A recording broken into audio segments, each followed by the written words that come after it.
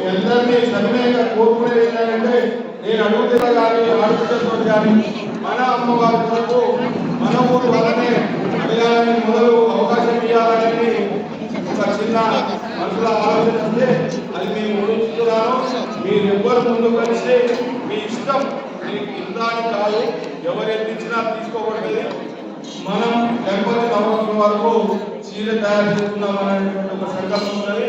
దానికి మీరందరూ కూడా పేరు పేరున సహకరిస్తారని సవినయంగా ఆదివాసీ సంఘం పక్షాలను కోరుకుంటున్నాను. అలాగే ఈ 3 రోజుల కార్యక్రమానికి అన్నప్రసాదం దాతగా వ్యవహరించమని నేను ఏమి అశోక్ జ్యోతి గారులను ఫోన్ చేయగానే నేను విజయవాడలో అమ్మవారిని మొక్కాలని అనుకున్నా. కానీ నన్ను కురుకుల అమ్మవారు పిలుస్తుంది. నేను ఖచ్చితంగా వచ్చి 3 రోజులు ఇక్కడనే ఉండి నేను అందరూ వ్యవహరిస్తానని వారు ముందుకు రావడం చాలా ఆనందదాయకం. మీరందరూ కూడా ఒకసారి కవితాలతో వారికి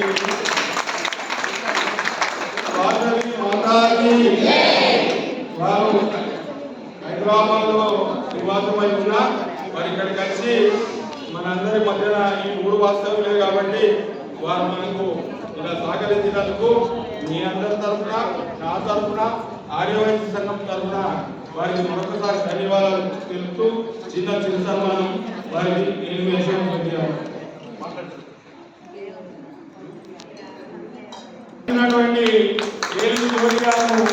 వారి పెళ్లి రోజులకు అశోక్ అన్నయ్య పెళ్లి రోజు శుభ సందర్భంగా 10 తులాల వెండిస్తామని వాళ్ళు ప్రకటించారు.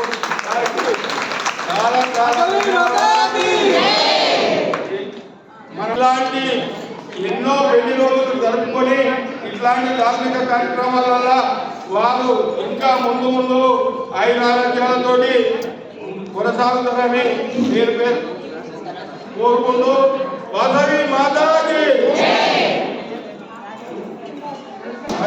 పక్షాన వారికి రేపు పెళ్లిలో జరుపుకుంటున్నారు.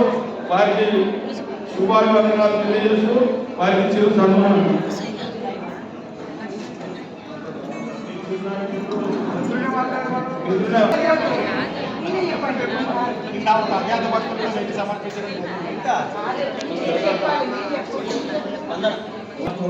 చాలా సంతోషంగా ఉంది. అమ్మవారి అనుగ్రహంతో ఈ కార్యక్రమంలో పాల్గొనడం జరిగింది. ఇదంతా విజయవంతం చేసిన మీ అందరికీ కూడా అందరికీ పేరు పేరున ధన్యవాదాలు తెలుపుతున్నాను.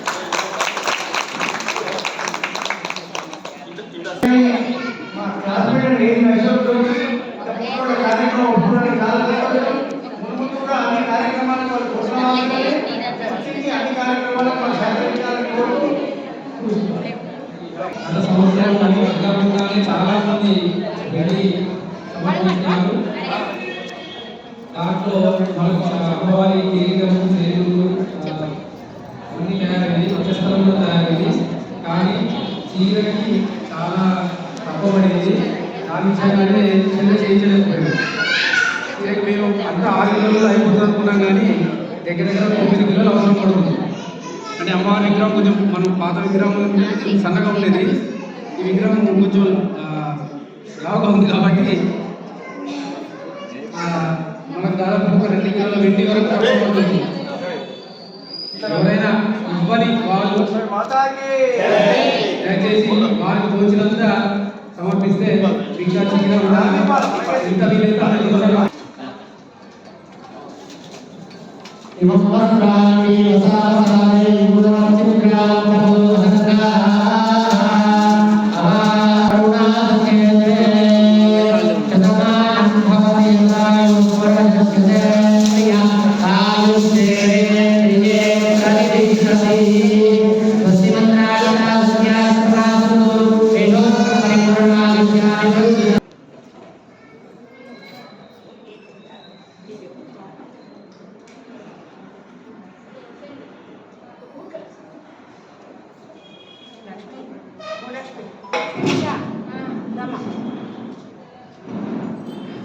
మీ పరివారం ఎవరున్నా ఇక్కడికి రావాల్సిందే కోరుచున్నాం. ఆర్థిక కార్యదర్శి